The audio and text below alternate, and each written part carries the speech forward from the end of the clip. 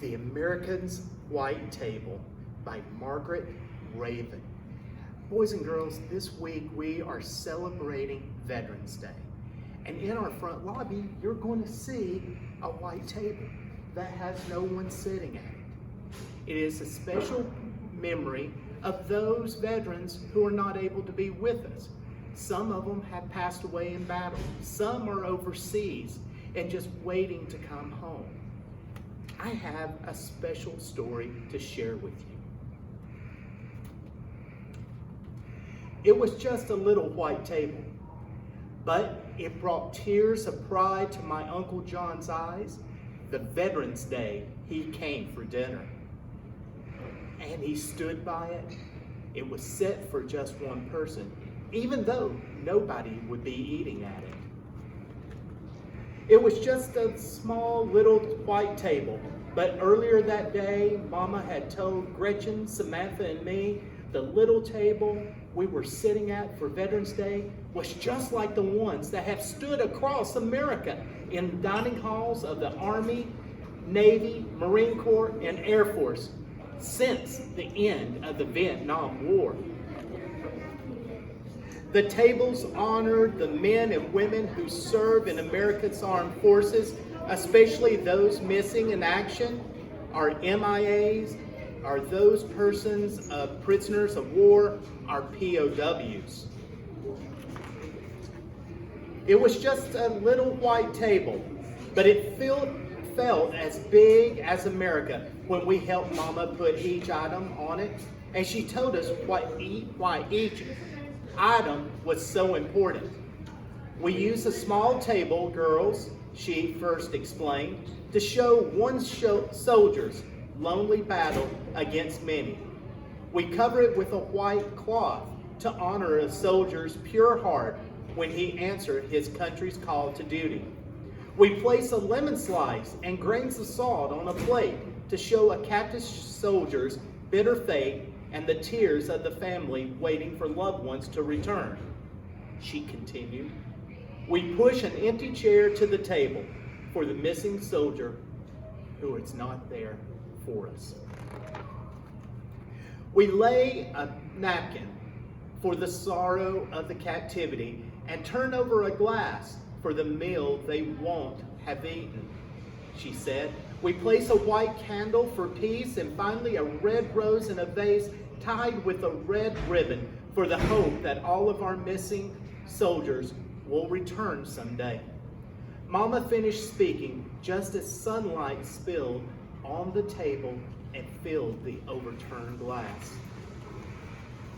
It was just a little white table, but it suddenly made me want to burst with feelings I couldn't explain when Mama told us how much our setting, the white table, would mean to Uncle John that night.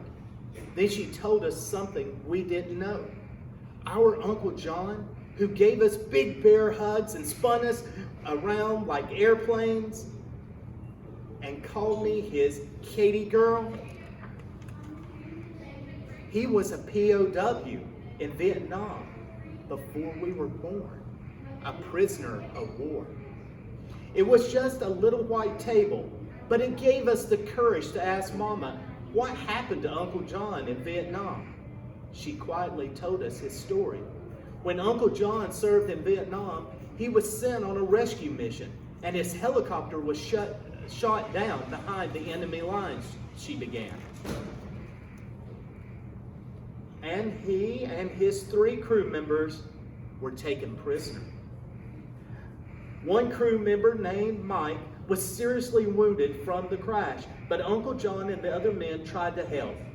Mike get better and persuade a guard to bring Mike medicine.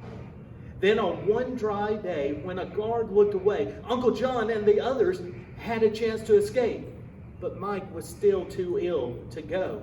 So Uncle John stayed behind because he wouldn't leave a fellow soldier alone this far from home. But how did Uncle John get free? We asked Mama.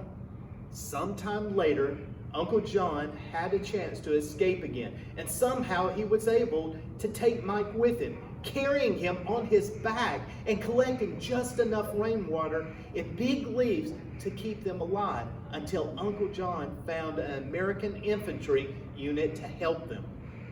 But even though Uncle John did everything he could to bring Mike home alive, Mike's wounds were just too serious, and he died before the rescue helicopter landed.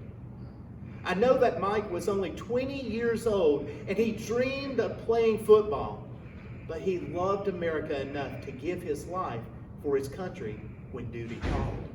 And I know how much Uncle John loves America too, but he learned when helping Mike that a soldier risks his life for his fellow soldier, because the best of your country's lives is in every man and woman who would lay down their lives for you too.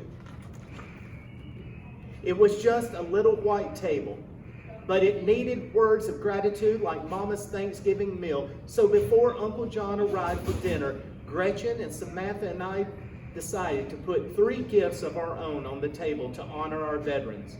Gretchen colored pictures of all the objects on the table, and Samantha wrote out the words of "My Country 'Tis of Thee" as a tribute in song.